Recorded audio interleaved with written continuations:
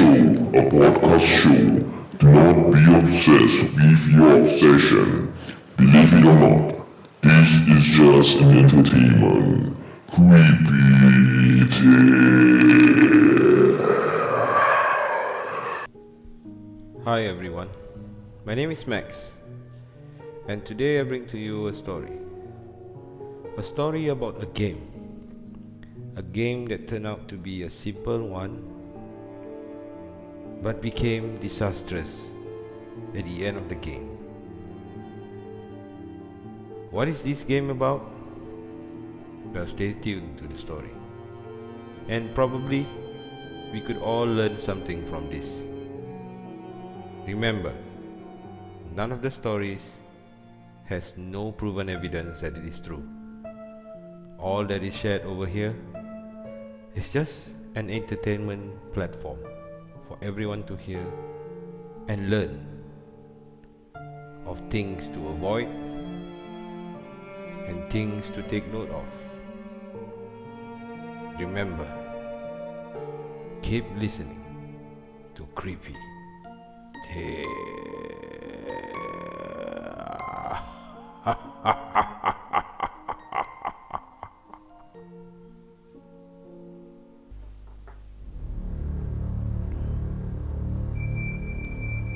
I'm going to relate one incident I would experience personally. Back then, when I was just 14 years of age. In those days, PCN is quite popular. PCN means pencil spirit in Mandarin. There was this one day when a group of us, all girls, were told of it. And being curious as we were, we decided to give it a go the next day. A big group of us, girls and guys, gathered at the atrium after our school hours. We chose a spot and filled up the bench. Armed with just a pencil and an A4 size paper, we started doodling on it. The letters A to Z were written down, followed by the numbers 0 to 9. And lastly, we drew a house, a door, with a little circle to act as a doorknob. And on that doorknob, a little dot. To end it off, we wrote the Chinese character that represent God on top of the door. We were warned to use only sharpened pencils for the game. You wouldn't want the pencil end to break halfway through your communication with the spirit, my friend explained. And so we started, our hands over one another's hand, all on this one pencil. We began chanting. Spirit, spirit, please come out. Spirit, spirit, please come out. When all of a sudden, the pencil moved. First, slowly, and then with much force. We looked at one another with much excitement, yet coupled with a tint of accusation, hoping someone will confess that it is her or his doing that the pencil is moving. But no one looked guilty. Everyone's eyes were fixed on the pencil with eager anticipation. So we started asking questions. Simple ones like, what is his name? How old it was? It answered by going around the paper, looking for the exact letter to circle, to form words and answers. Oftentimes, would halt as if to look around, and at times, you will go furiously, circling and circling. Soon we grew tired of it and decided to end the game. Asking the spirit back, the pencil glided slowly back to the doorknob where it came. And then slowly, one by one, we let go of the pencil, and the last person would have to poke through the dot where the pencil last went. And finally, we have to tear up the paper and break the pencil into two. Somehow, this game got us all addicted. We met up every day after school just for it. Our group grew bigger and bigger, and soon Our attempt to invite the spirit became unsuccessful. That was when our group size shrunk. One evening, late after classes, a group of us 5 girls wanted to give the game a go again. We went through the whole procedure and soon were engaged with a spirit. After some time, our game came to an end, and right at that moment, one of the girls started crying. Slow whimpers, followed by loud sobbing. It got us so worried.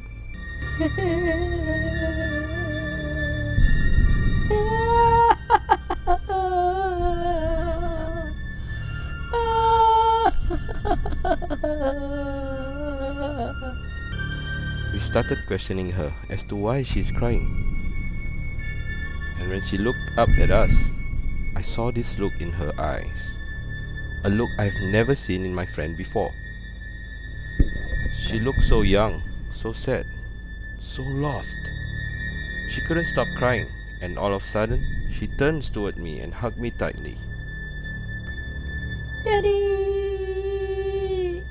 Mommy! She cried out. That was when we knew she was it. That girl who is hugging me, she's not my friend. We brought her to a corner and made her sit. We questioned her. One of us even went to buy her a packet of H2O from a vending machine. It played with the straw, amusing itself, while staring blankly at us. My friend, the body whom it is in, she's a very nice and decent and pious person, and of course, one would have never behaved in such a manner. Soon we were at our wits' end. My other girlfriend started panicking, begging it to return our friend to us. They began praying and praying. One moment, the distant look in my friend's eyes seems to have disappeared, and the next, it came back. On and off, my friend came and go. When finally it seems like she's back with us, we heave a sign of relief. What happened? My friend asked, while at the same time drinking the pack of H2O in her hands. And then she stopped, spitting the content out. She never liked drinking H2O, she explained. When we walked her home and asked her if she knew what had happened just now, she started telling us of how she was trapped in this very dark room with a door at the very far end. There was this little girl who keeps coming in and out of the door. That really freaked us out. Now it is clear to us as to why was my friend behaving like a little lost girl just now. She was possessed by the same little spirit. While walking my friend home, there were moments where she seemed so far away. She started skipping, singing nursery tunes and speaking in a childish manner.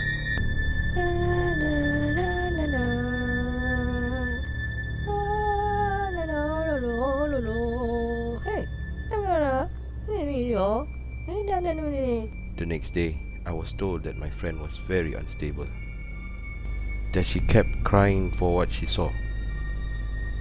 While in class, she related seeing this female spirit sitting on top of the blackboard. That was the last straw. It got me furious. Why?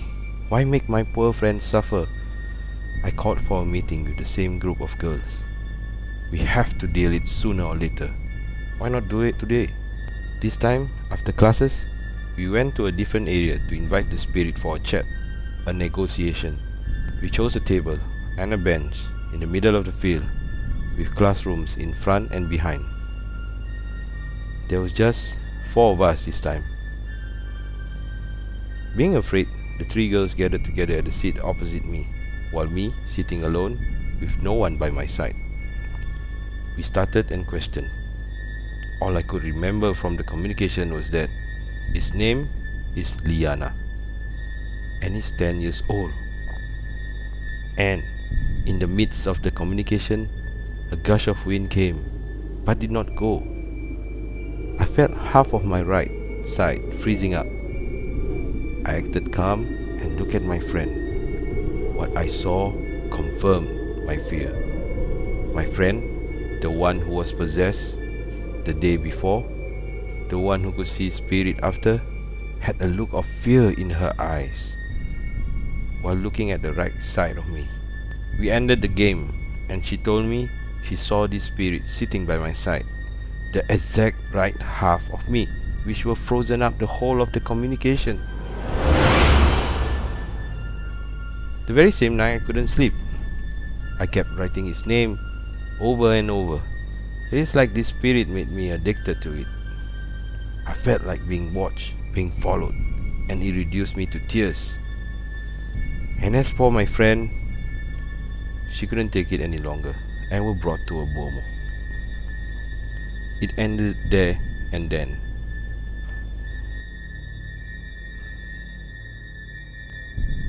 So how? This is a reminder to all of those who intend to play. Could be spirit of the coin, spirit of the pencil, or whatever it is. If you intend to play, please make sure you have someone professional about this. And I wouldn't suggest or even recommend to play this kind of game. You are dealing with something, someone, or some force that you do not know what it is. And it could affect your life, it could change your life, and in fact, this game is just not worth it. Actually, there is a longer side of the story, but I cut it short. What happened to the girl is that she was brought to a medium where an exorcism was done, and it took some time before the spirit finally left the girl's body. But there was a lot of unhappiness, a lot of uncertainty, a lot of bad things happening. So I did not continue the story because it was kind of draggy. But this just tells us that we should not be playing with a force that we do not know of.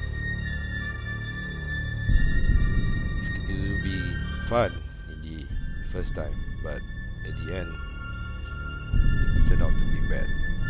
Anyway, keep sending your stories like this. It can be a creepy story, or it can be something of mystery. Send your emails creepytalestrioz@gmail.com. And remember, keep listening to Creepy Tales.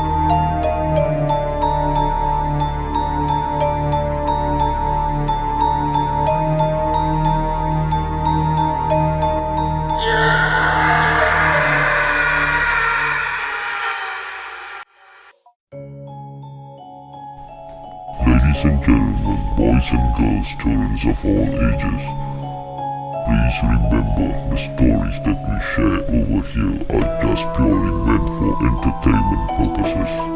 Do not at any time take this seriously. And remember, always listen to Creepy Tales.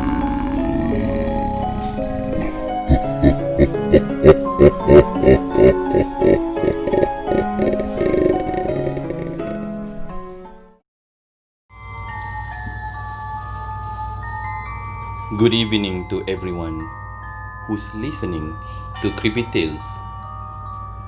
You will be following Freddy on a story which I'm going to share with you guys. Throughout the night, anywhere you are, wherever you are at home, driving, sitting with your friends or alone. So sit tight and enjoy the story. Here is the story about haunted rented apartment in West Java. The place will not be disclosed in any part of the story, as it will be remains as confidential. The story which I am about to share is coming from an anonymous person which did not want to be disclosed his identity. Here is the story.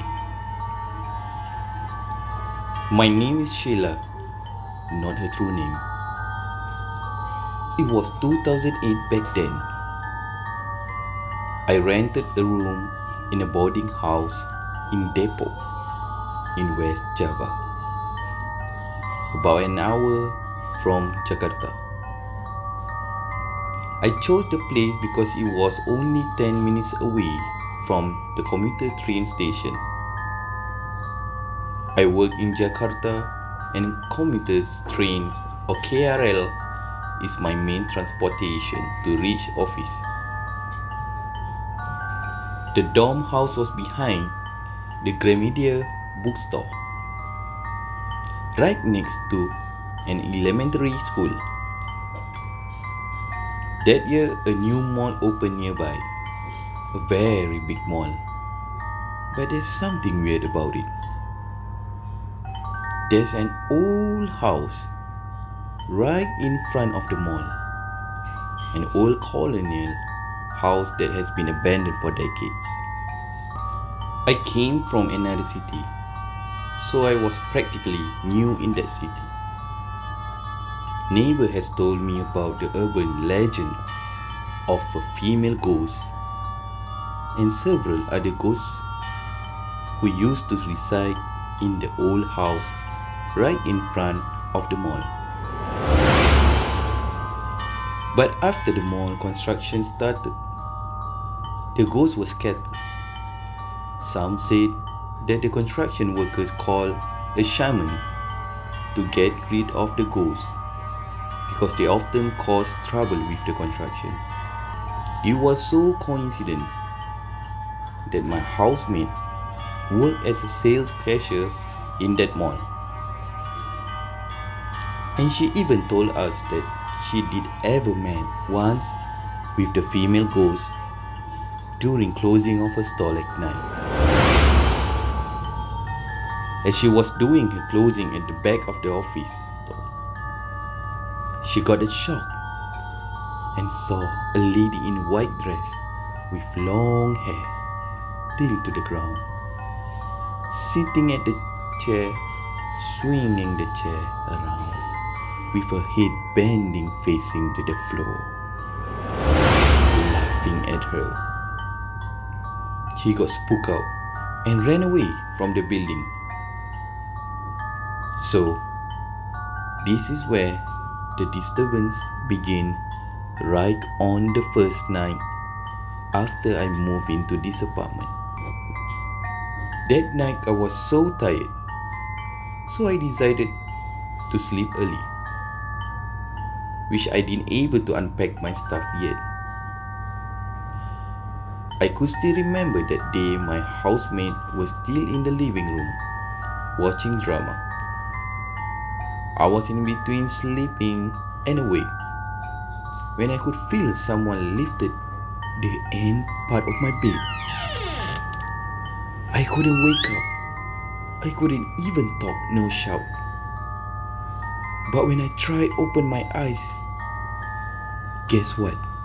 I got a real shock and saw my feet at the end of my bed was lifted up 35 degrees angle up.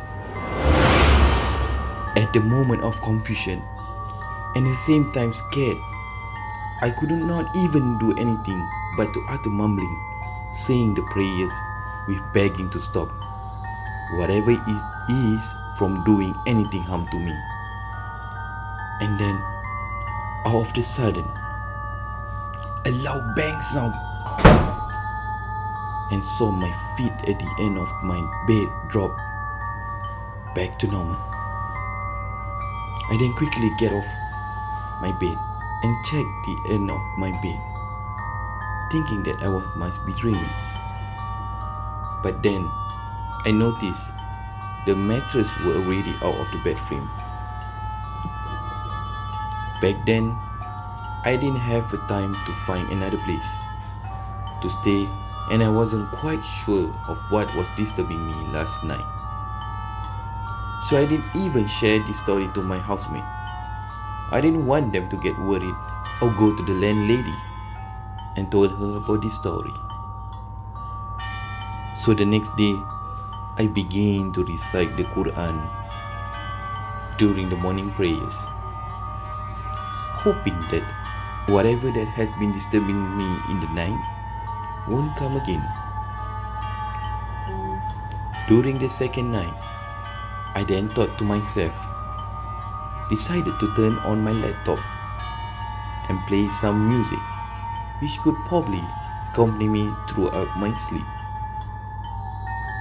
Just before I slept, out of sudden, my laptop music started to increase the volume, which then woke me up in a shock. But I then reduced back the volume, not just once, but it kept repeating several times. So I decided to switch off the laptop and continue back my sleep. I have been getting bad headaches during the second night at the apartment due to the disturbance in the apartment. Then the next morning, I was down with strange fever. Luckily, I used to stand by and brought my medication from my hometown. After I ate the medicine, I soon fell asleep again. I was so weak that I couldn't even go out to tell my housemate that I was ill. I texted her in the office that I couldn't come back to work that day. Being feverish that day,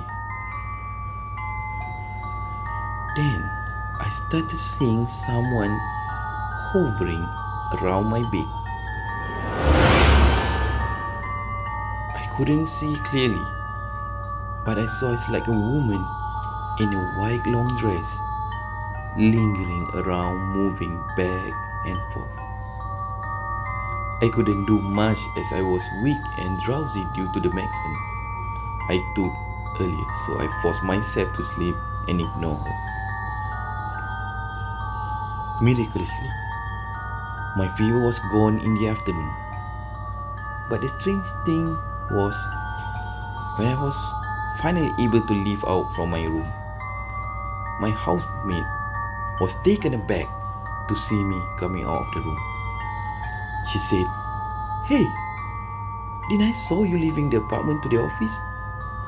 Or are you on a half day today?" But then I was shocked. I told you that I was down with fever the whole day, and even texted you to inform that I'll be out of the office and will not be going to work due to fever. She then told me that it was a mistake, that she didn't see the texted message that I sent it to her. But what bothers me is that I was all a while in my room, and here she said she saw me leaving the house in the morning. Who did she really saw? But I kept consoling myself not to think about it. That evening, my boyfriend came over after he heard that I didn't come to work.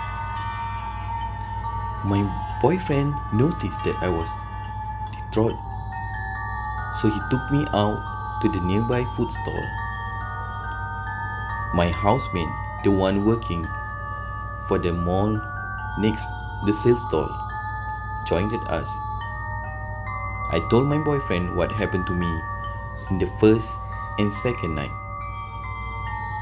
And then my housemate started to tell me about what she saw at the back of the office stall was the same as what I encountered, a lady with white dress.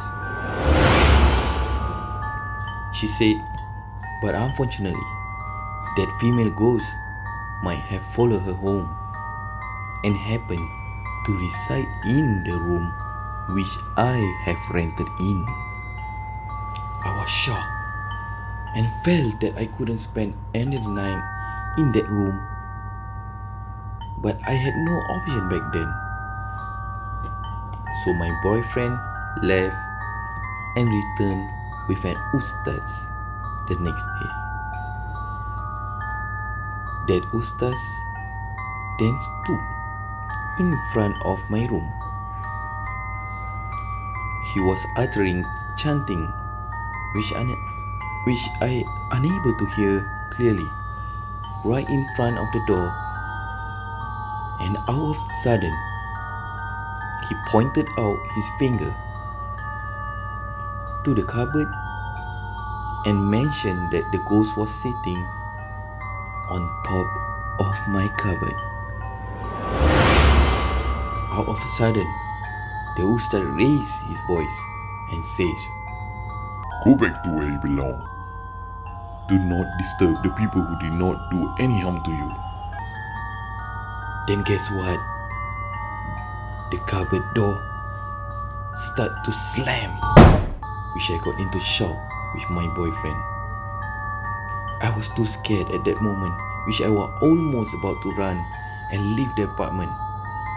But my boyfriend held my hands and told me to stay calm and let the ustad do his job. The ustad then muttered a prayer and told the ghost to leave the room. You did not belong here.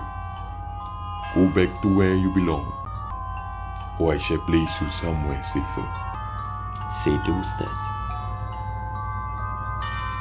And then after a while, the ustad turned and looked at me. He told me that the ghost is gone. The ustad explained to us why the spirit was angry.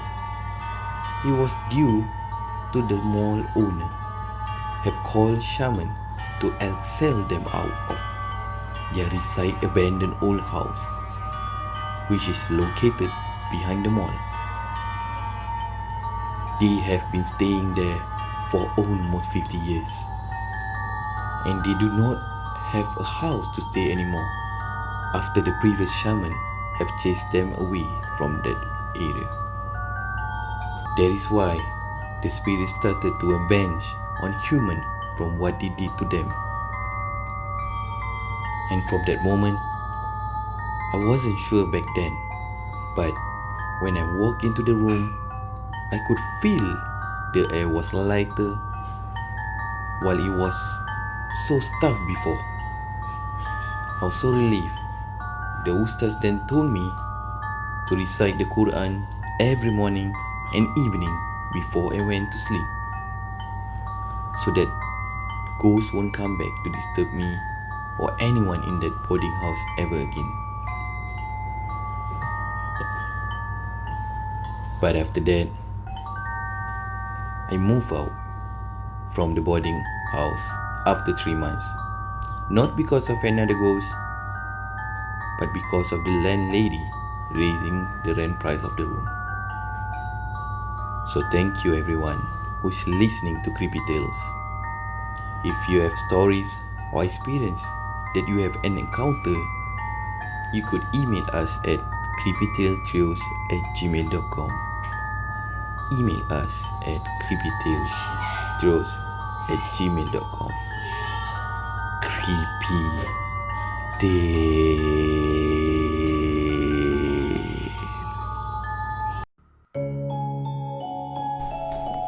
Ladies and gentlemen, boys and girls, children of all ages, please remember the stories that we share over here are just purely meant for entertainment purposes.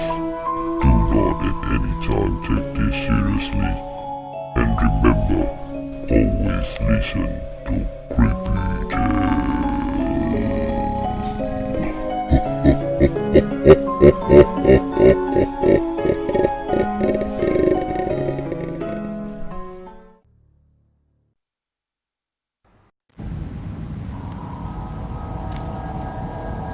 Good evening, ladies and gentlemen.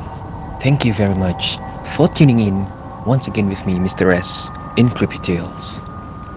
Well, if you have creepy stories to share, you could email us at creepytalestrioz@gmail.com, or you could even send us a voice note to our email creepytalestrioz@gmail.com. Well, tonight I'll be sharing a voice note sent by one of our contributor on his personal experience. Ladies and gentlemen, boys and girls, are you ready?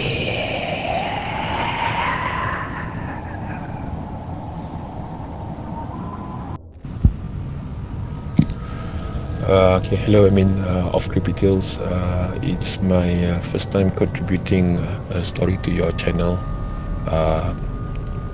Creepy Tales. So I hope it's scary enough, but it's really based on my personal encounter experience. Anyway, I'm currently studying in College East. Over here also have some weird things going on, I must say. I'm just saying. Let's get back to where I should start. This story actually happens during my days when I was in MPCC. I was in secondary school back then. This was like 3 years ago. I was in MPCC. MPCC means like a National Police Cadet Corps. So it's basically a CCA for secondary school students. This kind of CCA is like co-curricular activities where there are many options to choose, ranging from for example, we have MPCC, we have NCDCC. NCDCC is civil defense. NCC is for armies. We have the NCC Air, NCC Land, NCC Sea. We have Boys Brigade, we have Girl Guides, Red Cross, and some sports are more like football, basketball, and stuff. For this story, this incident actually happened, if I remember correctly, when I was in Sec 3, and it happens in Pulau Ubin, Kansai. So basically, I was part of this junior NCO as I was in my Sec 3. For Sec 4, it's so-called a senior NCO. So I'm going through a phase of junior NCO to take over the Sec 1 and Sec 2 training. And I was part of the committee for the camp, and I was placed to be overall in charge for logistics. So basically, this camp is just not like one school participating, my school participating. So it's about 6 to 7 schools. So they call it like Area 1 or like Area 7 or Area 12. So this area is like a cluster of neighborhood schools, but they call it the area. So let's say my area is I have in let's say this Area 1, we have 5 schools that they are clustered. So these 5 schools will send their MPCC cadets to Pulau Ubin for a camp. Together, it's a mixed camp. So to cut story short, it was like about 4 p.m. When all the secondary 2 students were grouped together, mix and match of different school, and they have to make new friends and learn how to adapt and work with each other. And then they were to put to a test where they have to do a topography session. Topography means they are given a compass and a map. They have to navigate themselves from where they have to start off from the jetty, and they have to walk and find their way to the campsite, which is Kampung Nordin. For those of you who knows where's Kampung Nordin, Kampung Nordin is pretty much deep inside Pulau Ubin, in somewhere in the forested jungle area. So it's not in the outside building. So indeed it was challenging because for them. But as for me, it's rather easy because I know the place quite well. I've been there for like 3 times with my committee, and I was riding a bicycle with my logistic bag and first aid bag and just cycle around Ubin just to make sure that everything was okay. So it's just like any last minute help, urgent matters that I need to get back to the officers. I could comms the officer in charge via comset. So as time passed by, dark clouds began to form. I was cycling and cycling, looking at the students, make sure everything is okay, make sure the juniors are all okay.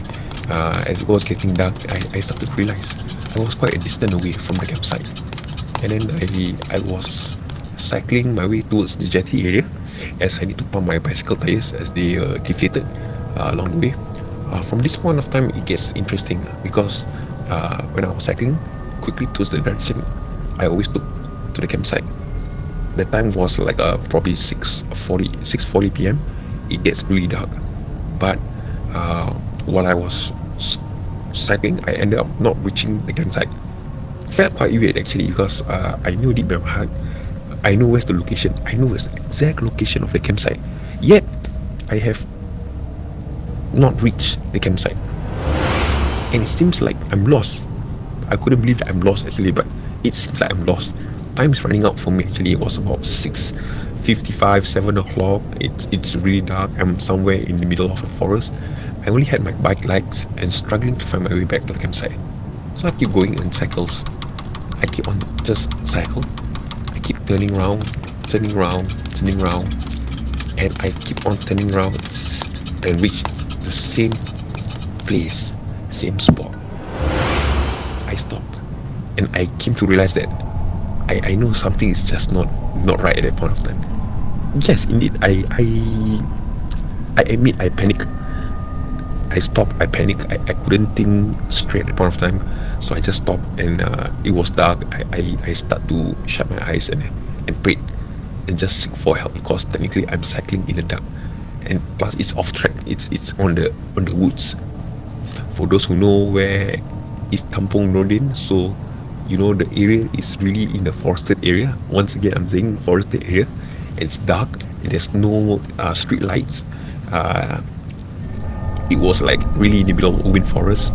Not sure where should I go, so I prayed and just told myself, just follow this route and I should reach the campsite, because I've been cycling probably 10 times and I just reached the same place, but I know that was the right path.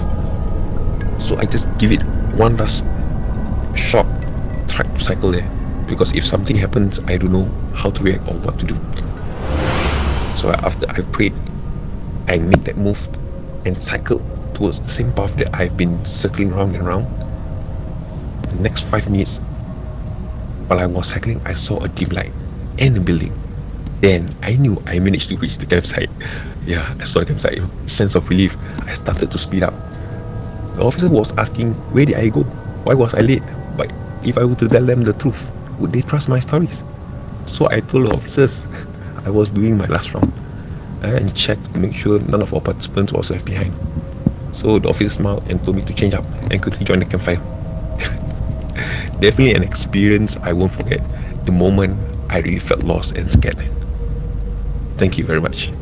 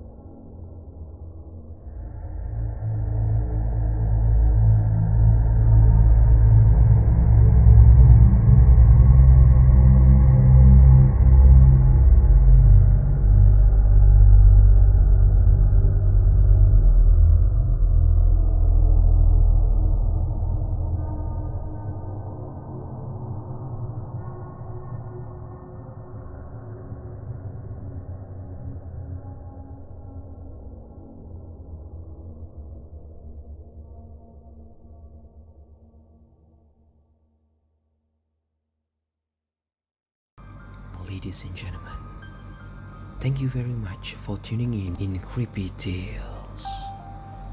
Well, if you have creepy stories to share, you could email us at creepytalestrioz@gmail.com. That's creepytalestrioz@gmail.com.